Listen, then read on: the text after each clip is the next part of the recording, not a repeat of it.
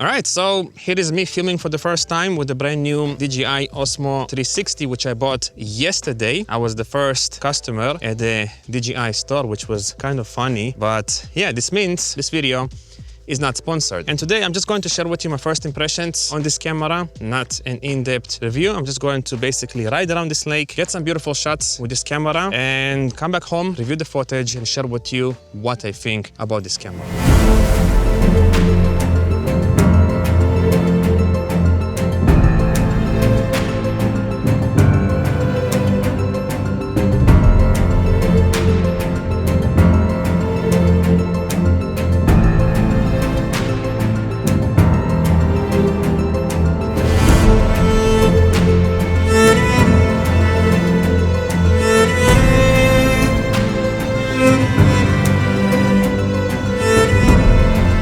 It's barely been a day with the new DJI Osmo 360 and Mr. Roma already somehow managed to get a scratch on one of the lenses. I'm not sure exactly how it happened. I didn't drop the camera, I didn't hit the camera. When I stored the camera in my bag, I always use the case and also the included lens protector, but still somehow I managed to get this annoying little scratch on one of the lenses. And because of this, it frustrates me now even more. The DJI didn't give us the option to manually replace the lenses if necessary. Because if that was the case, I would just go buy a replaceable lens, put it on, and basically call it a day. But regardless, in terms of the design, I feel like this camera is relatively compact and also lightweight, and the build quality overall feels robust, except obviously for the lens, which I got a scratch on. Also, if you have the DJI action camera, and more specifically this DJI magnetic mount, it is going to be compatible with this camera, which allows you to tilt the camera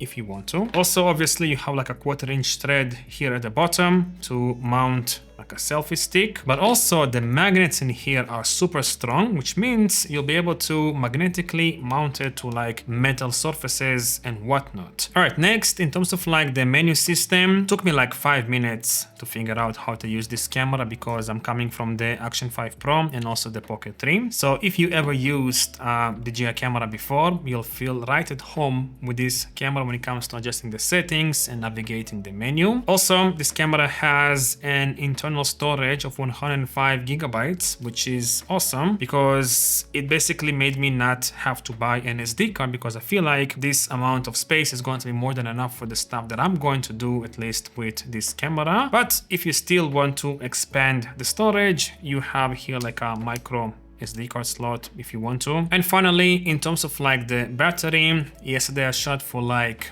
2 or 3 hours on and off, not continuously. I started with 100%, and when I came back home, I had like 28%, which is not bad, honestly, considering that I shot at the highest video quality, and also I set the display to 100% brightness. But also what I'm happy about is that the battery from my Action 5 Pro is cross-compatible with this camera and vice versa. And also this camera supports fast PD charging, which means if you have a fast PD charging power bank or a wall plug, you'll be able to quickly recharge this camera if necessary. All right, now let's talk about the post-production workflow. First of all, I haven't tried using the DJI Mimo application to reframe videos and whatnot because I don't like using my phone to edit my videos. I only tried the DJI Studio application on my computer, and the first thing I noticed about that application is that it is heavily inspired by Final Cut Pro. You even get the magnetic timeline and the same looking icons. I'm not saying this is a bad thing, I'm just saying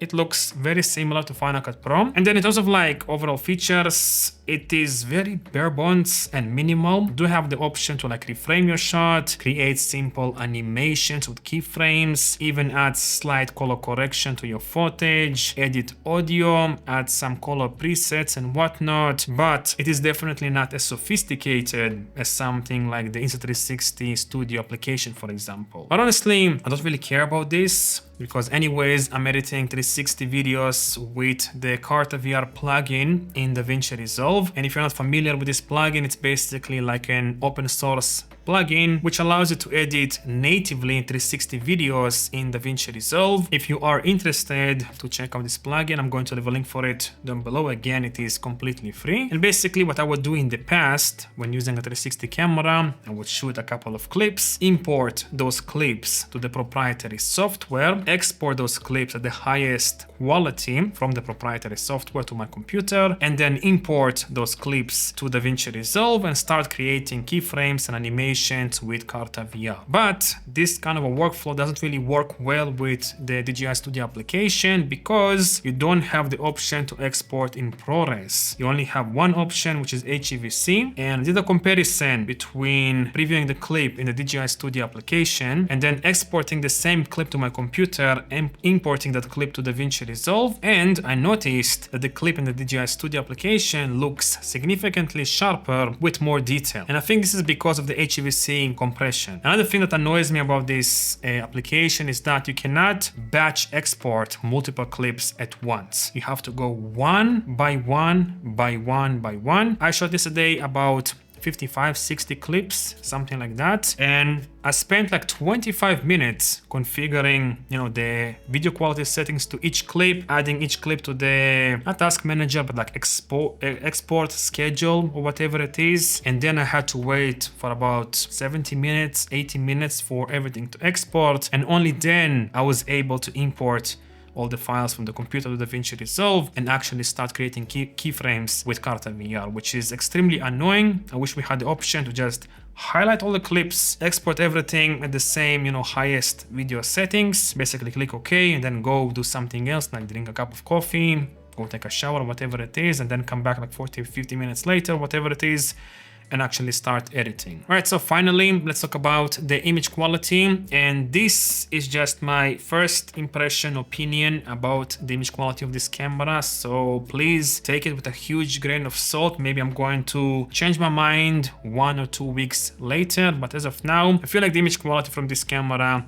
is just okay. At least when using the 360 sphere and whatnot, when shooting at 8K, the highest quality settings, and also try to expose manually some shots to get the absolute best quality possible with D-Log M, color grading and all this stuff. And I feel like still the image quality is just, it's alright. It's not bad like my previous 360 camera, which was the Kukem Q3, but it's definitely not like wow. It's definitely not as good in my opinion as the DJI Action 5 Pro or especially the DJI Pocket 3. It's just okay. Again, this is from first impressions.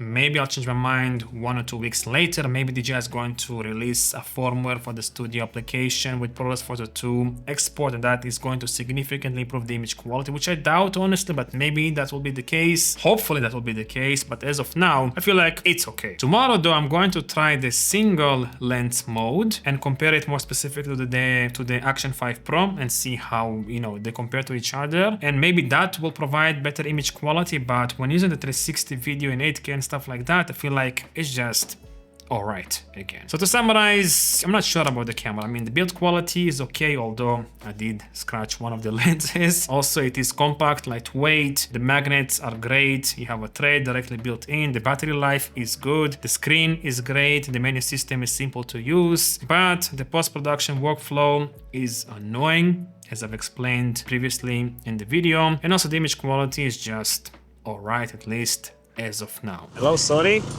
Can I go through? Thank you very much. Thank you very much. Wow. So many cows. Okay. Hello, hello, hello. Passing through. I come in peace. I come in peace. Go, little cow. Okay, thank you. Bye-bye.